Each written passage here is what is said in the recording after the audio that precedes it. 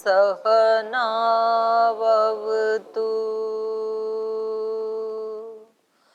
सहनौ भुनक्तु सह वीर्यं करवावहै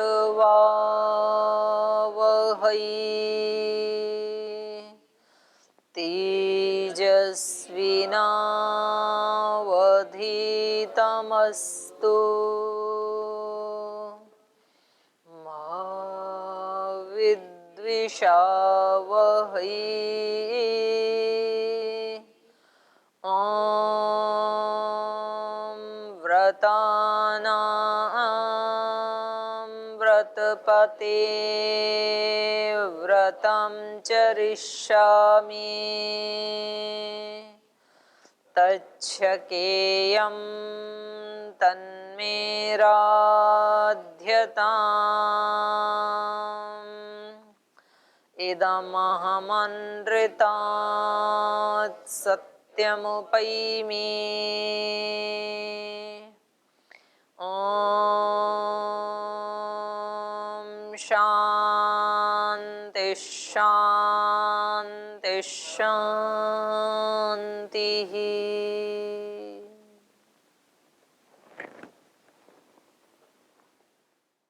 तो इससे पहले हम न्याय दर्शन का अध्ययन कर रहे थे और बीच में अभी 2 अध्याय हम सांख्य का अध्ययन करेंगे। तो तीसरे अध्याय से शुरू करते हैं। पिछले दूसरे अध्याय में ये जो सृष्टि है या हमारा शरीर है, इस पूरे सर्ग का क्या प्रयोजन है और इस प्रयोजन को पूरा करने के लिए 13 करण, तन्मात्राएं, इनकी उत्पत्ति कैसे हुई, इसका हमने विस्तृत विवेचन किया। अब 5 तन्मात्राओं के बाद और जो सूक्ष्म शरीर है उसके बाद अब स्थूल शरीर की उत्पत्ति और स्थूल शरीर के साथ साथ जो दूसरे शरीर हैं, कारण शरीर, सूक्ष्म शरीर और वैराग्य के लिए आत्मा की विविध योनियों में गति, अन्य ज्ञान के साधनों का विस्तार पूर्वक वर्णन इस अध्याय में हम करेंगे, तृतीय अध्याय में। तो इसका प्रारंभ जो है वो स्थूल भूतों से कर रहे हैं। स्थूल भूत अग्नि, जल, वायु, पृथ्वी, आकाश, और इन स्थूल भूतों से ही हमारे इस पृथ्वी लोक पे रहने वाले जो प्राणी हैं, आत्माएं हैं, उनका शरीर बना है 5 भूतों से। तो यहाँ से प्रारंभ करते हैं। सूत्र बोल लीजिए। अविशेषात विशेषारंभ। अविशेष माने तन्मात्राएं, तन्मात्राओं से विशेष का आरंभ हुआ। विशेष मतलब स्थूलभूत। तो इनको विशेष इसलिए कहते हैं क्योंकि ये दृष्टिगोचर होते हैं, और उनको अविशेष इसलिए कहते हैं क्योंकि वो सूक्ष्म होने के कारण उनका दृष्टि में वो नहीं आते हैं। तो कह रहे हैं इनका ये जो हमें दिखाई देते हैं 5 भूत, इनका प्रारंभ किससे हुआ? अविशेषात, सूक्ष्म भूतों से हुआ। और फिर उन भूतों के बाद क्या बना सृष्टि में? तो सूत्र बोलिए, तस्मात् शरीरस्य। उनसे फिर शरीरों की उत्पत्ति हुई, उन भूतों से। तो वो कैसे उत्पन्न हुए वो पहले 2 अध्यायों में बता ही दिया था ना। सत्व रजस तमसाम साम्यावस्था प्रकृति, प्रकृतिर्महान महतो हंकार, हंकारात् पंच तन्मात्राणि उभयम इंद्रियम, तन्मात्रेभ्य स्थूल भूतानि पुरुष इति पंचविंशतिर्गणः। तो ये पूरा आपने जान ही लिया था। तो अब 5 भूतों पर आकर के सृष्टि, आगे कुछ भी उससे विशेष उत्पन्न नहीं हुआ, वहां रुक गई है ये यात्रा प्रसव वाली। और यहाँ से ही फिर पंचभूतों से, 5 भौतिक शरीरों से उस प्रयोजन को, सर्ग के प्रयोजन को पूरा करके फिर प्रति प्रसव की यात्रा चल पड़ती है वापस। तो शरीर को यदि प्राप्त कर लिया तो समझ लो कि आपने अंतिम साधन को, सर्वोत्कृष्ट साधन को हमने प्राप्त कर लिया है। अब यहाँ से आगे हमें कुछ मांगने की आवश्यकता नहीं है ईश्वर से। जो सबसे बढ़िया साधन हो सकता था वो इन 5 भूतों से बनने वाला मनुष्य का शरीर भगवान ने हमें प्रदान कर दिया है। इसके बाद तो अब प्रतिप्रसव की यात्रा चलेगी। प्रतिप्रसव की यात्रा मतलब स्थूल से सूक्ष्म की ओर। तो ये स्थूल की पराकाष्ठा है जो 5 भूतों से हमारा शरीर बन गया। तो इसलिए यहाँ दूसरे सूत्र में कहा तस्मात् शरीरस्य। तस्मात् मतलब स्थूल भूतात्, वो जो विशेष का आरंभ हुआ था, तस्मात् विशेषात्, उस विशेष से, वो जो विशेष समुदाय है उससे हमारे शरीरों की रचना हुई, शरीर की रचना हो गई। अब ये कह रहे हैं कि स्थूल भूतों से स्थूल शरीर और स्थूल भूतों के कारण रूप जो सूक्ष्म भूत हैं, उन सूक्ष्म भूतों से सूक्ष्म शरीर की रचना होती है। तो इस शरीर के आधार पर जीवात्मा विविध योनियों में संसरण करता है। ये जो दोनों प्रकार के शरीर हैं, इनके आधार पर, और इसमें भी जो अगले जन्म में जाता है वो तो केवल सूक्ष्म शरीर के आधार पे ही संसरण करता है, स्थूल तो यहीं रह जाता है। इस जीवन में तो दोनों को आधार बना करके संसरण करता है, गति करता है, आगे बढ़ता है आत्मा। लेकिन इस शरीर को छोड़ के जब अगले शरीर में जाता है तो उसका आश्रय क्या होता है आत्मा का? सूक्ष्म शरीर। तो सूक्ष्म शरीर के आश्रय से ही वो संसरण करता है।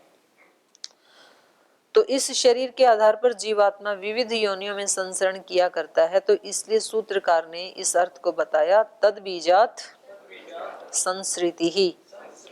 तद बीजात मतलब ये जो शरीर का बीज है, शरीर किससे बना? 5 भूतों से, और 5 भूतों का बीज क्या है? सूक्ष्म भूत। तो उसको सूक्ष्म भूत को यहाँ कहा तद बीजात। तद बीजात मतलब सूक्ष्म भूतों से। स्थूल का जो बीज है, स्थूल भूतों का जो बीज है अर्थात सूक्ष्म भूत, उसके आधार पर संसृति ही, इस आत्मा की संसृति होती है। संसृति माने दूसरे जन्मों में इसका गमन होता है। तो इससे ये पता लग रहा है कि आत्मा के पास यदि सूक्ष्म शरीर ना हो तो फिर वो, यद्यपि वो इतना शक्तिशाली है, लेकिन तो भी वो इसके बिना अपने आप को अभिव्यक्त भी नहीं कर सकता है, कहीं एक स्थान से दूसरे स्थान पे गति भी नहीं कर सकता है, चेतन होते हुए भी, गतिमान होते हुए भी। तो उसको गति करने के लिए सूक्ष्म शरीर चाहिए, और उस सूक्ष्म शरीर के जो संस्कार हैं उनको अभिव्यक्त करने के लिए स्थूल शरीर चाहिए। तो तद बीजात संसृति ही, आत्मा की उसके बीज से अर्थात सूक्ष्म भूतों से, सूक्ष्म भूतों के आश्रय से इसकी संसृति होती है, आगे गति होती है। तो ये कह रहे हैं जीवात्मा का ये जो संसरण है ये कब तक चलता रहता है? कब तक ये सूक्ष्म शरीर बना रहेगा? कब तक ये यात्रा ऐसे ही चलती रहेगी? तो इसका उत्तर दे रहे हैं, अविवेकाच्च प्रवर्तनम अविशेषाणाम। अविशेषाणाम प्रवर्तनम, जो अविशेष है, विशेष क्या है? स्थूलभूत, अभी तो बताया था। और अविशेष कौन है?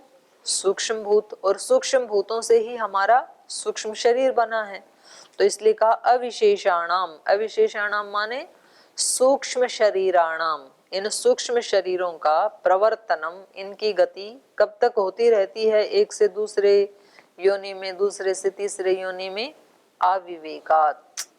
अविवेकाच, चकार से भोग भी ले लेंगे। जब तक इसको विवेक की प्राप्ति ना हो जाए, विवेक की प्राप्ति होती तो अपवर्ग हो जाएगा, और चकार से भोग, जब तक इसके भोग और अपवर्ग का प्रयोजन सिद्ध ना हो जाए तब तक अविशेषों का प्रवर्तन होता ही रहेगा। सूक्ष्म शरीर बना रहेगा तब तक, और सूक्ष्म शरीर के साथ साथ आत्मा भी संसरण करता रहेगा, जाता ही रहेगा एक दूसरे शरीरों में। तो इसलिए यदि हमें आगे का यात्रा खत्म करनी है, यात्रा का मतलब क्या है? सुख दुख दोनों की प्राप्ति। और यदि हमें सुख दुख दोनों की प्राप्ति को हटा के आनंद की या ईश्वर का सानिध्य हमें चाहिए, तो हमें क्या करना पड़ेगा? विवेक उत्पन्न करना पड़ेगा। क्योंकि अविवेकात, जब तक विवेक उत्पन्न नहीं होगा, जब तक ज्ञान की प्राप्ति नहीं होगी, तब तक तो ये सिलसिला चलता ही रहेगा। यज्ञ आदि करने से, गायत्री आदि का जाप करने से शरीरों का सिलसिला नहीं रुकेगा, ये तप की श्रेणी में तो आएंगे। और तप करने से अशुद्धि का नाश तो होगा, लेकिन शरीरों का संसरण रुकेगा नहीं। सुख दुख का ये जो चक्र चल रहा है ये तब तक रुकेगा नहीं, क्योंकि सुख दुख किसके कारण है, हेतु क्या है, कारण क्या है। प्रतिप्रसव की जो यात्रा है वो क्या है, प्रतिप्रसव की यात्रा कार्य से कारण को जानना, ये है प्रतिप्रसव, कार्य से कारण की तरफ जाना। तो कार्य है हमारे सुख दुख, और कारण क्या है उन सुख दुखों का, अविद्या। अविद्या क्षेत्रम उत्तरेशाम प्रसुप्त तनु विच्छिन्न उदाहरण में से कहा ना वहां पे। तो कारण है इनका, प्रतिप्रसव में हम जाएंगे कारण तक, अविद्या तक। और अविद्या का नाश किससे होगा, विद्या से, बाकी किसी से नहीं होगा। अंधकार का नाश किससे होगा, प्रकाश से। प्रकाश ही चाहिए वहां पर, वहां यज्ञ से अंधकार का नाश नहीं होगा, तप से नहीं होगा, जाप से नहीं होगा, दान देने से भी नहीं होगा, कुछ भी करने से नहीं होगा। अंधकार का नाश किससे होगा, उसके विपरीत चीज को लाना पड़ेगा। तो अंधकार का नाश होगा प्रकाश से। ऐसे ही अज्ञान इन सब हमारे सुख दुखों का मूल कारण है। तो सुख दुखों के प्रवाह को काटना है तो हमें अविद्या का नाश करना पड़ेगा। और अविद्या के नाश के लिए किससे नाश होगा, विद्या से, ज्ञान से, विवेक से, उसको कोई भी शब्द दें आप। तो हमें प्रतिदिन अपने कर्मों में क्या प्रयास और क्या साधना करनी है, ज्ञान प्राप्ति के लिए, कि मुझे चीजों के स्वरूप का भगवान ऐसा मेरे को ज्ञान दो कि चीजों का ठीक ठीक स्वरूप मेरी समझ में आई। क्योंकि हमारी प्रार्थनाएं भी, क्योंकि हम अज्ञानी हैं तो अज्ञान से जनित हमारी प्रार्थनाएं भी ठीक होती नहीं है। हमारी प्रार्थनाएं क्या होती हैं, सब दुखों से बचा लेना, सब समृद्धि दे देना, सब अपमानों से बचा लेना, सुयश दे देना, यही तो प्रार्थनाएं होती हैं हमारी, डायरेक्ट या इनडायरेक्ट हम यही मांगते हैं। तो ये कह रहे हैं कि नहीं, ये प्रार्थना ठीक नहीं है। आपको मांगना है तो आप क्या मांगो, विवेक मांगो, ज्ञान मांगो। यदि ज्ञान की प्राप्ति आपको हो जाएगी तो अज्ञान का नाश हो जाएगा। अज्ञान का नाश हो जाएगा तो अपने आप ही आप सुख दुख से मुक्त हो जाओगे, नहीं तब तक तो ये संसरण चलता ही रहेगा। तो हमें हर कर्म को करने के लिए उससे पहले ये जानना पड़ेगा कि इस कर्म को करने से मेरे लिए क्या फायदा होगा, क्योंकि मेरा प्रयोजन एकमात्र क्या है, अविद्या का, अज्ञान का नाश और ज्ञान की प्राप्ति। तो मैं यदि सुबह सुबह उठ करके मंत्र पाठ में जा रहा हूं तो इससे मुझे क्या लाभ होगा, ये व्यक्ति को सोचना चाहिए। तो मंत्र पाठ करने से अज्ञान का नाश कैसे होगा। मंत्र पाठ एक माध्यम है, एक मीडियम है ईश्वर के साथ अपनी आत्मा को कनेक्ट करने का। और ईश्वर क्या है, ज्ञान स्वरूप है।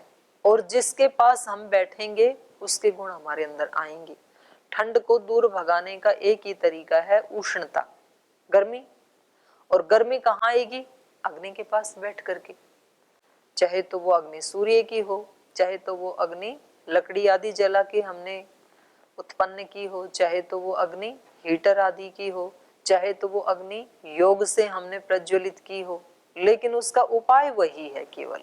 तो वो हम उसके पास बैठेंगे, उस सोर्स के पास जो उसका स्रोत है, तो उससे वो चीज हमें मिलेगी। तो प्रार्थना में हम सुबह जाएंगे तो हम अपने आप को भगवान के साथ जोड़ेंगे तो वहां से ज्ञान की प्राप्ति होगी।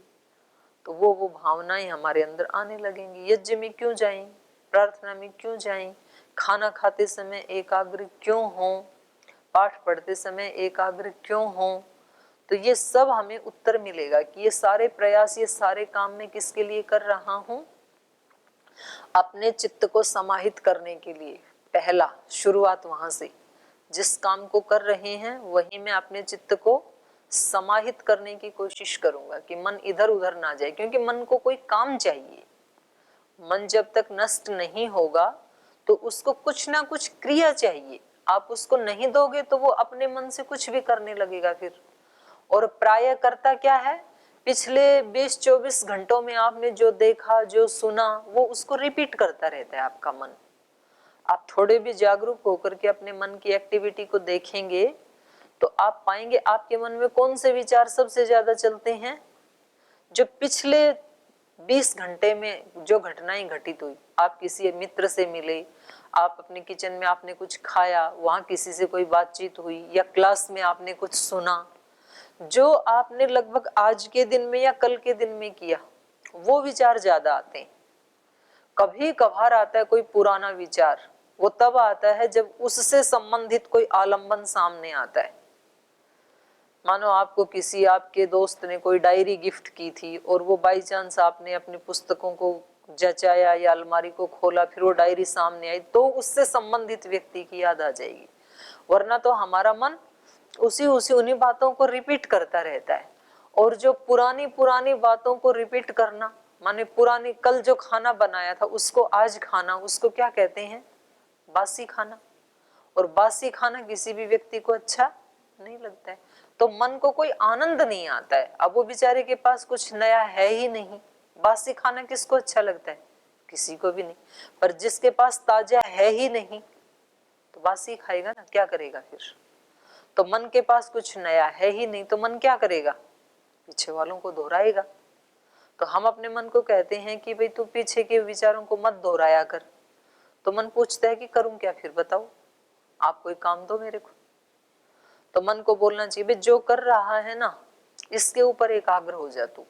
लेकिन ये अभ्यास नहीं है तो अभ्यास आज से करेंगे। तो पहली बात अपने चित्त को समाहित करना, और चित्त समाहित हो जाएगा तो फिर इस समाहित चित्त को आप फिर कहीं भी समाहित कर सकते हैं। तो इसको समाहित का अभ्यास करवाने का प्रयोजन ये है कि हम इसको ईश्वर के साथ समाहित कर लें, क्योंकि ईश्वर ज्ञान स्वरूप है। उसके साथ समाहित होने से हम भी ज्ञान स्वरूप बन जाएंगे, हमारा भी विवेक बढ़ता जाएगा, और विवेक बढ़ जाएगा तो हम जन्म मरण के चक्र से छूट जाएंगे, संसरण से छूट जाएंगे।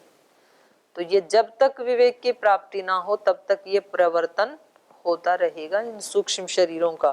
तो इसको हम जो उपासना, ध्यान आदि जो योग की अंग हैं, उसके साथ साथ जो कर्म है उसको भी हमें विशेष रूप से ध्यान रखना पड़ेगा। तो अविवेकाच्च प्रवर्तनम अविशेषाणाम, जो अविशेष अर्थात जो सूक्ष्म शरीर हैं उनका जब तक विवेक की प्राप्ति ना हो जाए और जब तक भोग ना हमारे पूर्ण हो जाए, तो भोग को भोगते हुए तो कभी भी नाश होगा नहीं, क्योंकि आप एक भोग को भोगेंगे तब तक 50 नए कर्म बन जाएंगे, तो ये तो सिलसिला कभी भी नष्ट होगा नहीं। तो इसका एक ही तरीका है कि विवेक की प्राप्ति हो हमें, और फिर उस विवेक की अग्नि से हम पीछे के संस्कारों को दग्ध बीज कर दें और आगे के बनने ना दें। बस यही एकमात्र उपाय है। तो अब हमारा सारा जीवन, हमारे जीवन के सारे कर्म, हमारे सारे विचार, हमारी सारी भावनाएं किस प्रयोजन से होनी चाहिए? विवेक प्राप्ति के प्रयोजन से, जिससे मेरी अशुद्धि का नाश हो, विवेक की प्राप्ति। क्योंकि विवेक की प्राप्ति पहले से ही है, अग्नि पहले ही है, अग्नि को हमने ढक दिया है। लेकिन विवेक प्राप्ति के लिए कुछ नई उत्पत्ति नहीं होगी, वो ज्ञान है ही पहले से ही, बस उसके लिए अशुद्धि को हटाना है। तो जितने भी प्रकार की तपस्याएं हैं वो सब क्या करती हैं? अशुद्धि का क्षय करती हैं। अशुद्धि क्षय ज्ञान दीप्ति, जैसे अशुद्धि का क्षय होगा तो ज्ञान की दीप्ति होती चली जाएगी, और तब तक होती जाएगी जब तक कि अंतिम विवेक की प्राप्ति ना हो। तो इसलिए कहा अविवेकाच्च प्रवर्तनम अविशेषाणाम, और आगे कहा उपभोगाद इतरस्य। कह रहे हैं जब तक विवेक प्राप्त नहीं करेंगे तब तक जो अविवेकी हैं वो कब तक आते रहेंगे? उपभोगात, उपभोग बना रहेगा तब तक। तो इसलिए उनका आवागमन जब तक भोग और अपवर्ग की प्राप्ति नहीं होगी तब तक ये आवागमन चलता ही रहेगा।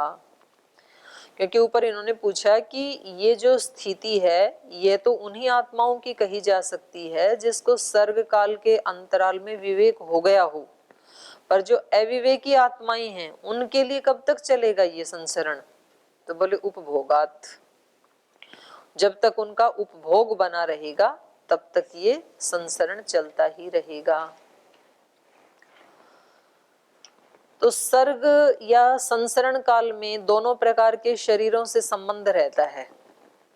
जब आत्मा इस सर्ग में है माने इस जीवन में है, या संसरण काल एक से दूसरे तीसरे जीवन में जाता रहता है, तो इन दोनों ही स्थितियों में इसका दोनों प्रकार के शरीरों से संबंध रहता है, स्थूल से भी और सूक्ष्म से भी। तो सूक्ष्म से तो एक पल के लिए भी नष्ट होता ही नहीं है, सूक्ष्म तो हमेशा ही संबंध बना हुआ है। स्थूल से जो मृत्यु के क्षण है इतनी देर के लिए स्थूल से संबंध हटता है, फिर दूसरे स्थूल में चला जाता है, तो वो भी अत्यंत लघु काल है। तो कह रहे हैं कि पूरे इस सर्ग काल में या संसरण काल में दोनों ही प्रकार के शरीरों से संबंध बना ही रहता है। तो इस अर्थ का प्रतिपादन कर रहे हैं ये संप्रति परिष्वक्त द्वाभ्याम। कह रहे हैं संप्रति, संप्रति माने अब, इस समय सर्ग काल में या संसरण काल में, द्वाभ्याम परिष्वक्तः, ये आत्मा दोनों ही प्रकार के शरीरों से बंधा हुआ है, आबद्ध है, परिष्वक्त, उनके बंधन के साथ युक्त है, ये बंधन युक्त है, इन दोनों ही शरीरों से बंधा हुआ है। तो ये जो शरीर है स्थूल शरीर या सूक्ष्म शरीर, तो सूक्ष्म शरीर की उत्पत्ति कैसे होती है वो तो दूसरे अध्याय में बता दी थी, और उस सूक्ष्म के साथ साथ ही स्थूलों से भी बंधा रहता है, उसकी उत्पत्ति यहाँ बता रहे हैं। तो दोनों प्रकार के शरीरों की उत्पत्तिगत विशेषताओं का उल्लेख कर रहे हैं आगे। तो सूत्र बोलिए, माता पितृजम स्थूलम प्रायशः इतरन्न तथा। कह रहे हैं ये जो स्थूल शरीर है, स्थूलम प्रायशः माता पितृजम, जो स्थूल शरीर है हमारा ये तो प्रायशः माता पितृजम, माता पिता से उत्पन्न होता है। प्रायशः शब्द इसलिए कहा यहाँ पर कि कुछ शरीर ऐसे होते हैं जो बिना माता पिता के भी उत्पन्न हो जाते हैं, हैं? हाँ, अयोनिज सृष्टि एक, तो जो सृष्टि के आदि में जो ऋषि आदि पैदा हुए तो वो बिना माता पिता के ही अयोनिज पैदा हुए, और आप आज भी इस समय भी जो ये श्वेदज हैं जो पसीने से पैदा होने वाले हैं, चावल आदि में जो कीड़े पैदा होते हैं या सिर में जो लीक पैदा होती हैं, हैं? नहीं, मच्छर तो अंडे से पैदा होता है, श्वेदज, केवल स्वेदज। तो ये जो स्वेदज हैं ये बिना ही माता पिता के पैदा होते हैं, तो इसलिए यहाँ पर शब्द क्या दिया, प्रायशः, प्रायः। माता पितृजम स्थूलम प्रायशः, स्थूलम स्थूल शरीर प्रायशः माता पिता से ही होता है, माने 99.99 तो माता पिता से ही होता है, पर एक 0.1 इसलिए बचा लिया कि कुछ ऐसी योनि, एक तो सृष्टि के आदि में अयोनिज शरीर थे, और अभी कुछ जो स्वेदज हैं, 4 प्रकार की सृष्टि बताई ना, अंडज, जेरज, उद्भिज और श्वेदज, तो उसमें केवल श्वेदज ऐसे हैं जो बिना ही माता पिता के होते हैं। तो स्थूलम प्रायशः माता पितृजम इतरन्न तथा, और जो दूसरा शरीर है सूक्ष्म, वो ऐसा नहीं, वो माता पिता से उत्पन्न नहीं होता है, वो तो सृष्टि के आदि में ईश्वर ने ही उत्पन्न करके हम आत्माओं को दे दिया। बच्चे का स्थूल शरीर तो नया बनता है माँ के गर्भ में, लेकिन सूक्ष्म शरीर जो है, बुद्धि आदि और इंद्रियों की शक्ति आदि, वो नई नहीं निर्मित होती है। गोलक नए निर्मित होते हैं, गोलक तो नए मिलते हैं, लेकिन उनमें जो शक्ति है सूक्ष्म शरीर की वो पुरानी ही है, पता नहीं कहाँ कब से लेके चल रहे हैं, सृष्टि के आदि से लेके चल रहे हैं हम। तो इसलिए कहा इतरन्न तथा, दूसरे शरीर ऐसे नहीं है जो माता पिता से उत्पन्न हो। स्थूलम प्रायशः माता पितृजम, तो ये केवल माता पिता से उत्पन्न होते हैं। तो ये कह रहे हैं कि समस्त सर्ग काल में आत्मा दोनों शरीरों के साथ संबद्ध रहता है। तो आत्मा को सुख दुख आदि का भोग किसी एक शरीर के रहने पर माना जाना चाहिए या दोनों शरीरों के अस्तित्व से माना जाना चाहिए? सुख दुख की अनुभूति स्थूल से होती है या सूक्ष्म से होती है? क्या आपकी अनुभूति है? सुख दुख की अनुभूति आपको जो होती है वो कौन से शरीर से होती है? हाँ? स्थूल शरीर से? ये तो बिल्कुल ही उल्टा कर दिया। सूक्ष्म से तो होती है। अभी हमें सुख दुख की अनुभूति होती है, वो स्थूल से थोड़ी होती है। भाई आपको यहाँ कोई चोट लगे या गरम लगे और दिमाग काम कर नहीं रहा है तो दुख की अनुभूति नहीं होगी ना। तो सूक्ष्म शरीर से ही अनुभूति होती है ना आज भी, सुख की या दुख की। अगर मन काम ना करे, आदमी का दिमाग खराब हो जाए, इधर से डिस्कनेक्ट हो जाए, तो फिर उसके शरीर को कोई चींटी काटे, कुछ भी हो, कुछ नहीं पता लगेगा। या उसके शरीर को आप कितनी भी अच्छी अच्छी वस्तुएं उसके पास लाके रख दो, उसको पता ही नहीं चलेगा। तो आज भी इसकी किससे अनुभूति होती है? सूक्ष्म शरीर से। तो यही पूछ रहे हैं ये कि इस आत्मा को सुख दुख आदि का भोग किसी एक शरीर के रहने पर ही माना जाना चाहिए या दोनों शरीरों के अस्तित्व से? लेकिन हाँ, एक बात है कि सूक्ष्म को भी जो अनुभूति होती है वो स्थूल के आश्रय से होती है। स्थूल के बिना सूक्ष्म शरीर को सुख दुख की अनुभूति नहीं होगी, क्योंकि उस आधार तो होना चाहिए ना कोई। तो यही बताएंगे ये। पूर्वोत्पत्तेः तत्कार्यत्वं भोगादेकस्य नेतरस्य। तत्कार्यत्वम, तो कह रहे हैं ये जो है पूर्वोत्पत्तेः तत्कार्यत्वम। तत्कार्यत्वम मतलब उसका जो कार्यत्व है, उसका जो निर्माण है वो पूर्वोत्पत्ति है। उस पहले उत्पत्ति हो गई थी। कौन से वाले की उत्पत्ति पहले हुई? सूक्ष्म की। क्योंकि सूक्ष्म की उत्पत्ति तो कब हो गई? सृष्टि के आदि में ही हो गई थी। और स्थूल तो रोज नहीं मतलब एक एक योनि में एक एक नया मिल रहा है। तत्कार्यम पूर्वोत्पत्ति। अगर कोई यूं कहे कि पूर्व उत्पत्ति होने से सूक्ष्म को ही अनुभूति होती है सुख दुख की, क्योंकि वही पहले पैदा हुआ था। तो बाहर यदि बहुत ठंडी है तो ठंडी सबसे पहले किसको लगेगी? जो पहले जाएगा बाहर उसको सबसे पहले लगेगी ना, आप में से जो निकलेगा। हाँ, तो कभी आप अभी निकलो ही ना कि भाई पहले इसको आगे करो, जो इसको लग लेगी तो दूसरे को भी उतनी ही लगनी है, उसमें कोई कमी नहीं आएगी। लेकिन अनुभूति पहले वाले को होगी। तो ये कहते हैं तत्कार्यत्वम पूर्वोत्पत्ति है। वो जो सूक्ष्म शरीर है उसका कार्यत्व पूर्व उत्पन्न होने से उसी को ही भोगात, भोग के कारण, एकस्य, उस एक को ही, सूक्ष्म को ही अनुभूति होती है, न इतरस्य, दूसरे को नहीं होती है। ऐसा यदि कहोगे तो ये ठीक नहीं है। सूक्ष्म शरीर के भोग से एकस्य, एक का ही भोग है, न इतरस्य, स्थूल का नहीं है। तो कह रहे हैं ये ठीक नहीं है। पूर्व है उत्पत्ति जिसकी, ऐसा इसमें वो बनेगा समास, बहुव्रीहि समास। ऐसा है ये सूक्ष्म शरीर, क्योंकि सर्ग के आदि काल में सबसे पहले सूक्ष्म शरीर के घटक जो हैं 5 तन्मात्राएं, उनकी उत्पत्ति होती है। और स्थूल शरीर के घटक हैं स्थूलभूत, इनकी उत्पत्ति बाद में होती है। तो कह रहे हैं ये ऐसा नहीं है, स्थूल शरीर के अस्तित्व में ही आत्मा को सुख दुख की अनुभूति का होना देखा जाता है।